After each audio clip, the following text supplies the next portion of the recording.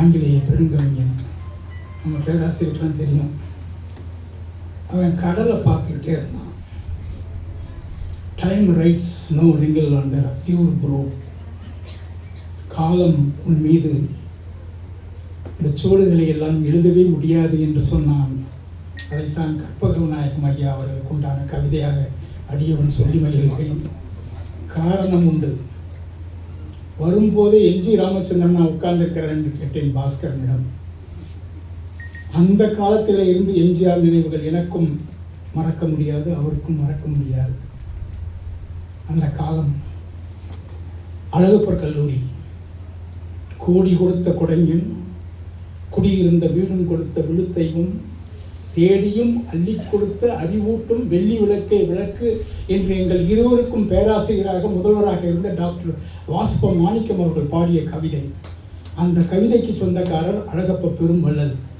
அவரின் கல்வி நிழலில் வாழ்ந்தவர்கள் நாங்கள். அப்போல்லாம் பார்த்தீங்கன்னா, இப்போ ஐயாவை நாங்கள் நீதியரசர்னு சொல்கிறத தவிர வேறு எதுவும் சொல்ல முடியாது. அப்போ ஒன்னியர் சீனியராக இருந்தாலும் அவர் ஒரு எங்கே போனாலும் அவருக்கு உண்டான தனி மரியாதை மதிப்பை அவர் உருவாக்கி கொள்வார். தனித்தமிழிலே பேசுவார். அடியோனுக்கு நன்றாக நினைவிருக்கிறார். அந்த தமிழை நீங்கள் அது நெல்லைச்சீமை தமிழ் மாதிரி கூட இல்லை, அது சிவகங்கை சீமை தமிழ். அவ்வளோ சிறப்பாக இருக்கும், ஒரு சிரிப்பூட்டுகின்ற தமிழ். அந்த தமிழை மலையாளம் கலந்து பேசுகிறவர் எம்ஜி ராமச்சந்திரன் என்று நான் எண்ணிக்கொள்வேன். எம்ஜிஆர் அவங்ககிட்ட ஐயா போனதெல்லாம் நினைவு இருக்கா? ட்ரிப்ளிகேனில் ரூம் எடுக்கும்போது எத்தனை நினைவுகள், பெரும்பாலான நினைவுகளை அவரின் துணைவியாக வைத்துக்கொண்டு நாங்கள் சொல்லுவதற்கு ஒன்றும் அச்சப்படுவதில்லை. காரணம், நாங்கள் இருவருமே திறந்த புத்தகங்கள். பாஸ்கர் மாதிரி இல்லை. ஐயா அவர்களின் எழுத்து அந்த காலத்திலேயே சிறப்பான தமிழறிஞர். படிப்பதை தவிர அவருக்கு வேறு எந்த விதமான நோக்கமும் கிடையாது, இலக்கும் கிடையாது. அப்படி வளர்ந்த ஒரு நேர்மையான பிள்ளை. அவங்க நீதியரசராக வந்தது என்பது நீதிமன்றங்களுக்கு உண்டான மரியாதை என்றுதான் அடியவன் எடுத்துக்கொள்கிறேன். அது ஜார்க்கண்டில் போய் தோனியை தோக்கடிக்கிறாருன்னா பார்த்துக்கங்களேன். எங்கே போனாலும் அவர் ஹீரோக்களோட தான் மோதுவார், ஹீரோவாக இருப்பார், ஃபர்ஸ்ட் ஹீரோவா. வேற யார் சொல்லி நம்பாதீங்க. நம்ம சொல்லின் செல்வர் செழியன் குமாரசாமி சொன்னாங்க பாருங்க, அதுதான் முழு உண்மை. ஒரு சிறந்த மாணவன் கற்பக விநாயகம், ஒரு சிறந்த உயர் நீதிமன்ற வழக்கறிஞர் கற்பக விநாயகம், ஒரு சிறந்த நீதிமன்ற நீதியரசர் கற்பக விநாயகம், அனைத்திற்கும் மேலாக ஒரு சிறந்த இல்லறத்துக்காரர் கற்பக விநாயகம். அம்மாவுக்கு என்னை விட அவர் அதிகமாக தெரியும். அவரை பிடிக்குங்கிறது வேற, தெரியுங்கிறது வேற. அம்மா அனைத்தையும், அம்மாவோட நிழல் தான் அவங்களை உருவாக்குச்சு. இதை சொல்லுவதற்கு யாரும் வெட்கப்பட வேண்டியதில்லை. வள்ளுவனுக்கு யார்? வாசுகி தான். காந்தியடிகளுக்கு யார்? கஸ்தூரிபாய் தான். அதுபோல அந்த வரலாற்றுக்காரனை உருவாக்கி வாழ வைத்துக் கொண்டிருக்கின்ற அந்த தெய்வம் கூட இருப்பது என்பது எங்களுக்கெல்லாம் மிகப்பெரிய பெருமை. அதுதான் இந்த விநாயகன் உச்சகட்டம் என்று சொல்லுவேன். இப்படிப்பட்ட ஒரு கிஃப்டட் கப்புள், மாபெரும் இந்த இவங்களை நேரையில் உட்கார வச்ச பெருமை விழாவை இந்த பாஸ்கரனை தான் செய்யணும். இன்னொன்று, நான் ஐயாட்ட ஒரு வழக்கை தொடுக்க விரும்புகின்றேன். இதுவரைக்கும் பாஸ்கரை நாங்கள் விழா வேந்தர் என்று தான் சொல்லி வருகிறோம். அது ரொம்ப பேர் சந்தேகப்படுறாங்க, எங்களை என்கேடி முத்துவுக்கு கொடுத்த பட்டமாச்சின்னு. இன்று முதல் ஐயா அவர்களின் அனுமதியோடு விழா வேந்தர் பாஸ்கரன் அல்ல, விழா சக்கரவர்த்தி பாஸ்கரன் மாற்றிக்கொள்ளுங்கள். நீங்கள் அவரை விட நிறையா சாதனைகள் பண்ணிட்டீங்க. ஐயா முத்து ஐயா ரொம்ப வேண்டியவர் தான். என்கேடி முத்து நாடக காவலர். அவங்கள விட இவர் சிறப்பாக, அவருக்கு பேக்ரவுண்டு இருந்துச்சு, ஃபைனான்சியல் பேக்ரவுண்டு. இவர் எதுவுமே இல்லாமல் போராடிக்கிட்டு இருக்காரா. நூற்றுக்கணக்கான கூட்டங்கள், ஆயிரக்கணக்கான தலைமை ஏற்புகள், அவ்வளவையும் சமாளிச்சுக்கிட்டு இருக்கிற இந்த பாஸ்கரனை பற்றி அடியவனுக்கு ஒரு தகு பெருமை உண்டு. ஐயா அவர்களுக்கு நான் சொல்லி விடுறேன். ராணி மைந்தன் ஐயா உங்களை பற்றி எழுதுனாங்கல்ல, அந்த அளவுக்கு இல்லைனாலும் பாஸ்கரனை பற்றி அடியவன் ஒரு நூல் எழுதியிருக்கிறேன். ஏன்னா எனக்கு கேட்கல, இவனோட வளர்ச்சியை யாருமே கண்டுக்கிற மாட்டேங்கிறாங்களே அப்படிங்கிற ஒரு ஆதங்கத்தின் காரணமாக ஒரு வெறியிலே வாடி வாசல்கள் திறக்கின்ற வரலாற்றுக்காரன் என்று ஒரு நூல் எழுதினேன். வாடி வாசல்கள் திறக்கின்ற வரலாற்றுக்காரன், அவன் ஒரு போராளி, தமிழ் போராளி. அந்த நூலை நீதியரசர் ஐயா மாதிரி அவங்களுக்கு ரொம்ப வேண்டிய நண்பர் நீதியரசர் டாக்டர் ஜோதிமணி அவர்கள் வெளியிட்டு தந்தார்கள். அதையும் எங்கே நம்ம ப்ரெஸ்ஸு ட்ரஸ்ட் இதில். அப்படிப்பட்ட ஒரு வரலாற்றுக்காரன் பாஸ்கரன் இவன் கொண்டு வரான்னா ஐயா வந்து வேற யாருக்கும் அநேகமாக இங்கே வந்ததில்லைன்னு நான் கேள்விப்படுறேன். பாஸ்கரன் எப்படியோ கொண்டாந்துட்டார். அது முகுந்தனையும் பாஸ்கரனையும் தான் பெரும் சார். ஏன்னா சாதாரணமாக அந்த ஐயா வந்து மேடைக்கெல்லாம் வரமாட்டாங்க. நான் தான் சொல்கிறேனே, கல்லூரி நாட்களிலே பார்த்ததா நான் அதன் பிறகு நான் நிறைய விழாக்கள் நடத்தியிருக்கிறேன், நிறைய நூல்கள் எழுதியிருக்கிறேன். எதிலுமே ஐயா அவர்கள் சிக்கவில்லை. ஆனால் இன்றைக்கு சிக்கிவிட்டார்கள். அது எனக்கு ஒரு பெரிய பெருமை. நம்ம கண்ணு முன்னால் நம்ம வந்து ஒன்றுக்கு ஒன்றா இருந்தவங்க.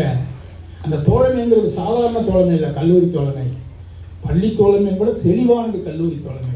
அதில் அவர் பியூர் கிராமிய ஸ்டைலில் வந்தவர். நான் கொடைக்கானல் பியூர் நகர ஸ்டைலில் வந்தவன். எங்களோட இருவரின் இதுவும் அங்கே கூட்டு கழிப்பு நிலை அப்படின்னு பாரதி பாடுவான்ல, அப்படித்தான் இருந்தது. ஆனால் இன்னைக்கு அவருடைய பிரம்மாண்ட வளர்ச்சி என்பது கொடைக்கானல் காந்தியை ஒரு சிறு துகளாக ஆக்கிவிட்டது. இதுதான் நான் பெருமையுடன் சொல்லிக் கொள்கின்ற பிரகடனம். என் இனிய நண்பர், அன்புக்குரிய கல்லூரி தோழர், மரியாதைக்கும் பெருமைக்கும் உரிய மாமனிதன், இரண்டாவது எம்ஜிஆர் என்று என்னால் கணிக்கப்பட்டு சொல்லப்படுகின்ற கற்பக விநாயகம் அவர்களை, அந்த நீதியரசர் அவர்களை சிரம் தாழ்த்தி ஆண்டி மனதி முதலே அடியோடுக்கு பெருமையை ஏற்றுக்கொள்கின்றேன். வேலஸ்ரீ அம்மா வராங்களா பாஸ்கர்? அவங்க எப்பவும் கிளம்பிக்கிட்டே இருப்பாங்க. அவங்க மிகச்சிறந்த ஒரு பாஸ்கருக்கு இப்போ ரைட் ஹேண்ட் மாதிரி அந்த மாதிரி ரொம்ப மகிழ்ச்சி அடைஞ்சிருப்பாங்க. ஐயாவை பார்த்தா அநேகமாக வந்துடுவாங்க, ஏதாவது நிர்பந்தமாக இருக்கும். அவங்க வந்து ஒரு நல்ல ஒரு வள்ளல், ஒரு தமிழ் வள்ளல். ஒரு உயர்நீதிமன்றத்தில் உச்சநீதிமன்றத்தில் இதாக இருந்தால் கூட என் தமிழ்நாட்டில் அவங்க செய்கிற சேவைகள் மிகச்சிறப்பாக இருக்கின்றது. செலியன் குமாரசாமி எப்படி அரசு துறைகளை தன் கரங்களிலே வைத்துக்கொண்டு திருவிளையாடல் செய்து கொண்டிருக்கிறாரோ, அதுபோல் அவர்கள் சட்டத்துறையிலே கையில் வைத்துக்கொண்டு ஏழைகளுக்கும் பாலைகளுக்கும் மாணவர்களுக்கும் நிறைய உதவிகள் செய்து கொண்டிருக்கிறார்கள். இப்போ வந்து மிகப்பெரிய சிறந்தவர்களெல்லாம் மேடையிலே நான் பார்க்கின்றேன். அம்மா வந்து அவங்க பேரை கூட சொல்லக்கூடாதுன்னு எல்லாரும் தடை பண்ணீங்க, நான் சொல்லிடுவேன்.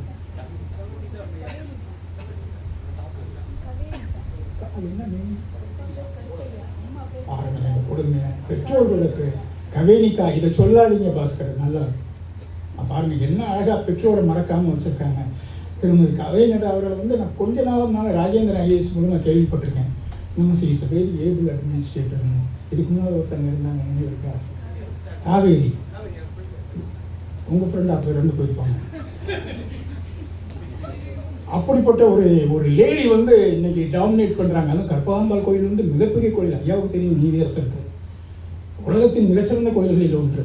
அதை நிர்வகிக்கிறது என்பது மிகப்பெரிய ஆற்றல். அவங்க நம்ம சாமி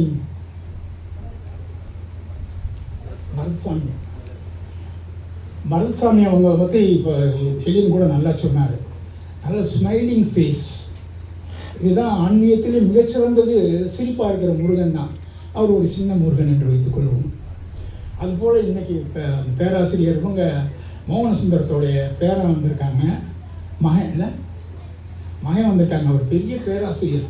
இதுபோல் பாட்டழகன், அவர் எத்திராஜ கல்லூரியவே நொறுக்கி நூலாக்கியவர், பெரிய சாதனையாளர். பட்டிமண்டபங்கள் மாதிரி கருத்தரங்குகள் வைத்து எங்களை போன்றவர்களெல்லாம் அழைத்து மிகச்சிறந்த தமிழ் சேவை செய்து வருகிறார். ராணிமைந்தன் ஐயா அவர்கள் தமிழகம் நமக்கு கொடுத்த நன்கொடைகளில் ஒன்று என்று சொல்வேன் எழுத்துத்துறைக்கு. இதுபோல் மிகப்பெரிய பெரியவர்கள் எல்லாம் இருக்கின்றார்கள்.